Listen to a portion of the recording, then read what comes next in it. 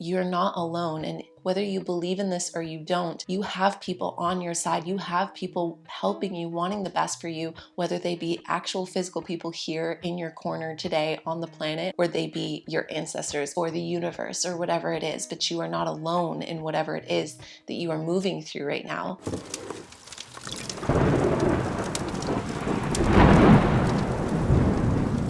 Hello everyone, and welcome back to another episode of Talktober. Today I'm going to be doing another card reading with you guys. If you cannot tell, I went all out for today's card reading. We are getting closer and closer to Halloween, and I have all of these little fun decor and like costume pieces in this bucket that I've never used over the years, and so I decided to crack this one out. This one is like a fortune teller. I'm very fortune teller vibes tonight for you guys because I want to do a card reading that, for the most part, very serious. We're going to use the card reading to pull on it for some themes, some things we might be feeling this week, or, you know, it could be universal. It's really just whatever's going to pop up for your subconscious, but also I just wanted to play into the theme a little bit. And I felt like this beautiful fortune teller headpiece went so nicely with this week's deck. This deck has to be my favorite deck, and that is saying something because I have some beautiful decks. This one and Sacred Cycles are probably, or the Yoga Path. It's so hard to say, but this one is definitely in my top 3. This is the Work Your Light Oracle deck. It's by Rebecca Campbell, and the artwork is by Danielle Noel. This deck is my favorite for so many reasons, the main one being the messages and the artwork. And I'm really excited to pull some of these today and see what messages come up for us. So, as per usual, cards going upwards, I like to look at as the external factors. Cards upside down, I like to look at as the internal factors. Now I normally pick 3 cards. You can choose a number between 1, 2, and 3 and just go directly to that card, or you can use these 3 cards to answer a question or gain some guidance if you like. Maybe it's past, present, future. Maybe it's you,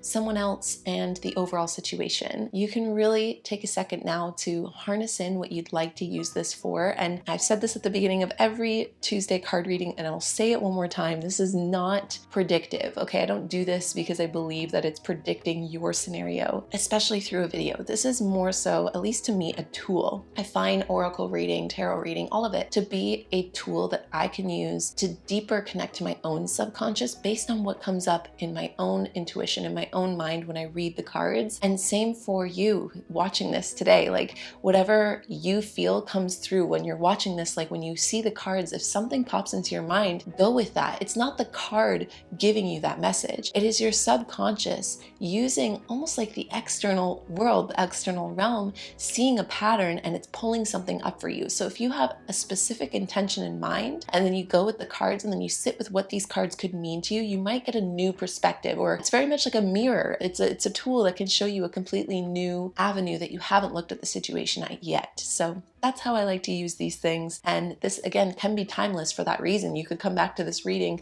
next year and be asking a completely different question, and the cards will bring up different answers for you. So that's how I like to do it. Feel free to pick a card between 1, 2, and 3, or assign 1, 2, and 3 in whatever way you would like to. And I'm going to go ahead and shuffle and pick our cards.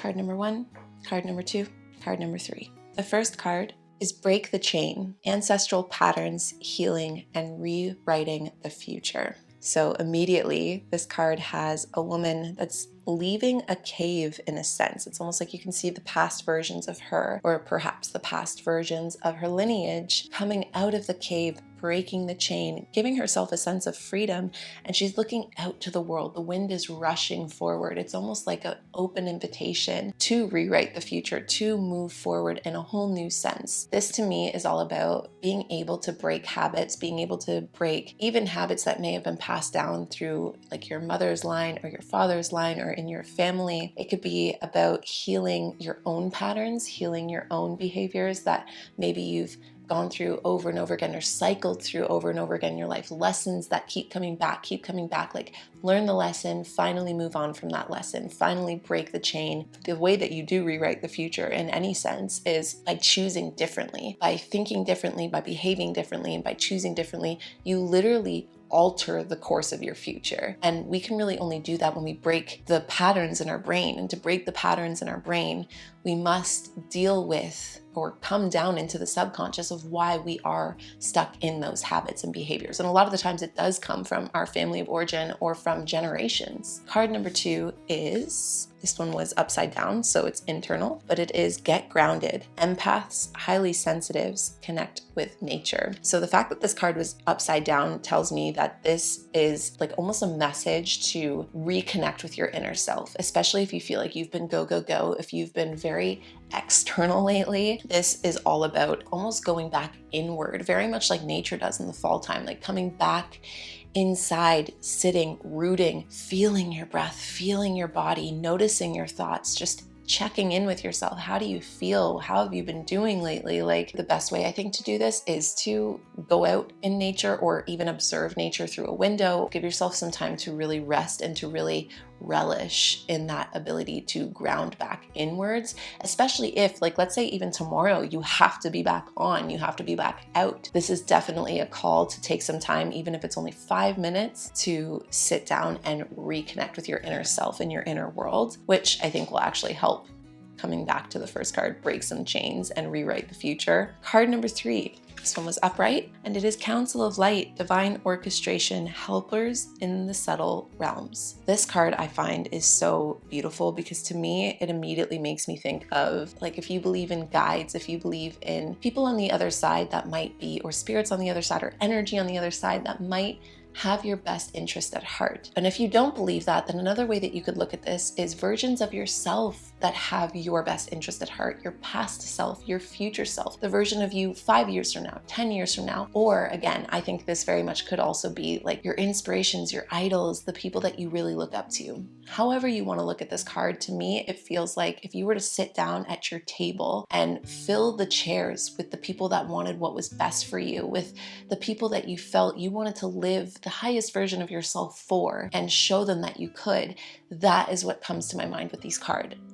And the fact that this card is coming up with the break the chain, I just did an interview with Celeste. She is a witch, and we talked about ancestors, and something that she said, and I'm going to butcher it, is to our ancestors, we are their living being. We are their living proof that they existed. And so of course they would be invested in how our lives are unfolding. It specifically says divine orchestration, helpers in the subtle realms. So to me, and the fact that it's external means, if you wanted to look at it even more metaphorically, that there might be little things going on in the outside world that are going to help put you in the right place at the right time or on the right path. And maybe it won't even feel like it. Like maybe you're going to think this wasn't what was supposed to happen, or why is this happening? But that card signifies you are on the right path and there is divine orchestration happening here. And maybe you don't understand it yet, but you will one day. If I were to look at this card as a full reading, to me, this seems like maybe you are going through a period of time right now where you are breaking a lot of patterns or habits, or you're really setting yourself free. But in that freedom, you're feeling, or could be feeling, a little anxious, a little ungrounded, or maybe you know you have some patterns that you need to break, but you need to get grounded first within yourself in order to really be honest and truthful with what you want to let go of. But in that experience, if you are feeling that way, you're not alone. And whether you believe in this or you don't, you have people on your side. You have people helping you, wanting the best for you, whether they be actual physical people here in your corner today on the planet, or they be your ancestors, or they be divine deities or the universe or whatever it is. But you are not alone in whatever it is that you are moving through right now. And as you break old patterns and break ancestral chains or curses, even by getting grounded within yourself, you're going to be able to maybe even connect with your own council of light, connect with the parts of yourself, your past, present, future, or whoever sits at your table, metaphorically or actually physically, and see the ways that there is a divine orchestration happening in your best favor. So that's how I would read those cards. There is a beautiful guidebook that comes with this deck, and so I will read a little bit of each card as well. So Break the Chain is considered an action card. You are being called to heal your family line or free yourself from living the life of your ancestors. This could mean letting go of an old pattern of your maternal or paternal line, healing trauma from the past that is not yours or observing old ways of being that no longer serve you. We carry emotional trauma in our luminous field for up to 7 generations back. This is why family patterns can be the hardest to break. Often they are not even ours to begin with, but we do not know another way of being, so we continue to play out the drama. The thing to notice when ancestral healing comes up is that you cannot heal another person, but your own healing can cause another person to choose to heal. Energy is freed up. You are being guided now to look at your life and decide how you want it to be. What ways of being or patterns are you ready to free yourself from? What part of your future do you want to rewrite? Now is the time to shake them off and dream a new future into being. And the Work Your Light action is, what old ways of being from your family line are you ready to let go? Seek assistance from your support team, your tribe, your friends, your healer, your coach, etc. to begin freeing yourself from it now. The next card is Get Grounded, which is also an action card. Empaths, highly sensitives, connect with nature. You are being called to get grounded, to ensure that your luminous field is clear and your inner well is full. If you are not grounded, it is all too easy to get swept up in other people's energy and mistake it for your own. Your boundaries will become blurred as you are absorbing the energies around you and struggling to find what is their stuff and what is your stuff. If you pulled this card, you are very likely an empath or highly sensitive person and need time alone to fill up your well, balance your energy, and get grounded. There are 2 types of people: those who draw their energy from others and those who draw their energy from within. Reflect on which one you are and carve out time each day to ensure your well is being replenished. Being sensitive is a superpower, but like all powers, it needs to be nurtured in order to be fulfilled. It is easy to get swept up in the high frequency energies that are swirling around the planet. The quickest and most effective way of clearing all of this from your field is to ground yourself by connecting to Mother Earth. There are many ways to get grounded. One of the most beautiful ones is to practice earthing by connecting to the power of Mother Earth. Spend time in nature, put your hands on a tree, your palms are the extensions of your heart chakra, or walk barefoot on the earth. Do something to get grounded and connect with the earth. And then finally, the Council of Light. The Council of Light is a team of benevolent beings who are here to assist the rising consciousness of the planet. They are here to help you achieve your soul mission and are guiding you every step of the way. However, because we live in a world where free will reigns,